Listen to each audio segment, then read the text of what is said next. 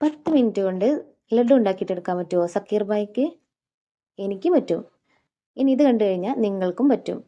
ഇത് കണ്ടു കഴിഞ്ഞാൽ ശരിക്കും നിങ്ങൾ വിചാരിക്കും ഇത് ഇത്ര എളുപ്പമായിരുന്നു ഉണ്ടാക്കിയെടുക്കാൻ. അപ്പം ഇങ്ങനെ തുടങ്ങല്ലേ? അതിനു വേണ്ടി കടലപ്പൊടി എടുത്തിട്ടുണ്ട്. അതിലേക്ക് 1/2 ടീസ്പൂൺ ഉപ്പിട്ട് കൊടുക്കുക. ഒരു നുള്ളു ബേക്കിംഗ് സോഡയും കളറിന് ആവശ്യമായിട്ടുള്ള അല്പം മഞ്ഞൾപ്പൊടിയോടെ ചേർത്ത് നന്നായിട്ട് മിക്സ് ചെയ്തിട്ടെടുക്കുക. ഇനി ഇതിലേക്ക് 1/2 കപ്പ് വെള്ളത്തോടെ ചേർത്ത് കട്ടയില്ലാതെ കലക്കി ലൂസായിട്ടുള്ളൊരു മാവ് ഉണ്ടാക്കിയിട്ടെടുക്കുക. ഇനി ഇത് ചൂടായ എണ്ണയിലേക്ക് കോരി ഒഴിച്ച് ഫ്രൈ ചെയ്തിട്ടെടുക്കാം. കുറേശ്ശെയായിട്ട് ഒഴിച്ചിട്ട് വേണം ഫ്രൈ ചെയ്തെടുക്കാനായിട്ട്.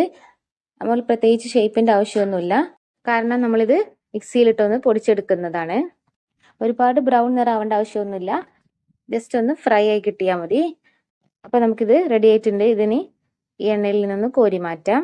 അതുപോലെ നമുക്ക് ഇത് മുഴുവനും ഇതുപോലെ ഫ്രൈ ചെയ്തിട്ടെടുക്കാം. ഇനി നമുക്ക് മിക്സിയുടെ ജാറിലിട്ടൊന്ന് നന്നായിട്ടൊന്ന് പൊടിച്ചിട്ടെടുക്കാം.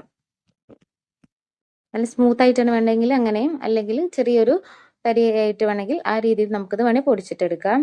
ഇനി ഒരു പാനിലേക്ക് 2 കപ്പ് പഞ്ചസാര ഇട്ട് കൊടുക്കാം. അതിലേക്ക് 1 ഗ്ലാസ് വെള്ളത്തോടെ ചേർത്ത് 1/2 ടീസ്പൂൺ ഏലക്ക പൊടിച്ചതോടെ ചേർത്ത് നന്നായിട്ടൊന്ന് തിളപ്പിച്ചിട്ടെടുക്കാം.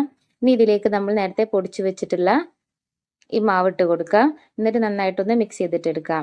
ചെറിയൊരു ലൂസായിട്ടുള്ളൊരു കൺസിസ്റ്റൻസിയിലാണ് ഇത് വേണ്ടത്, കാരണം ഇത് ചൂടാറി കഴിയുമ്പോൾ കുറച്ചുകൂടി ഒന്ന് കട്ടിയായി കിട്ടും.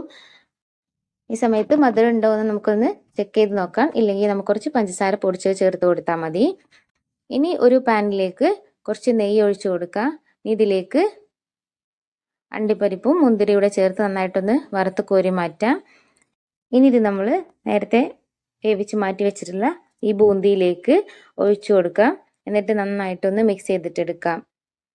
ഇനി ഇത് ചെറു ചൂടോട് കൂടി തന്നെ ബോൾസാക്കി ഉരുട്ടി ലഡുവിൻ്റെ ഷേപ്പിലേക്ക് മാറ്റിയിട്ടെടുക്കാം. വളരെ എളുപ്പത്തിൽ നമുക്ക് ലഡു ഇങ്ങനെ വീട്ടിൽ തന്നെ തയ്യാറാക്കിയിട്ടെടുക്കാം. കടയിൽ നിന്നെല്ലാം വാങ്ങിക്കുന്ന അതേ ടേസ്റ്റ് തന്നെയാണ് ഈ ലഡുവിന്. അപ്പോൾ ഇങ്ങനെ ഉണ്ടാക്കുകയല്ലേ? അപ്പോൾ ഇതുപോലെയുള്ള വീഡിയോസിന് വേണ്ടിയിട്ട് എൻ്റെ ചാനലൊന്ന് സബ്സ്ക്രൈബ് ചെയ്തേക്കണേ. അതുപോലെ നിങ്ങളുടെ ഫ്രണ്ട്സിലേക്ക് ഒന്ന് ഷെയർ കൂടെ ചെയ്തേക്കണേ.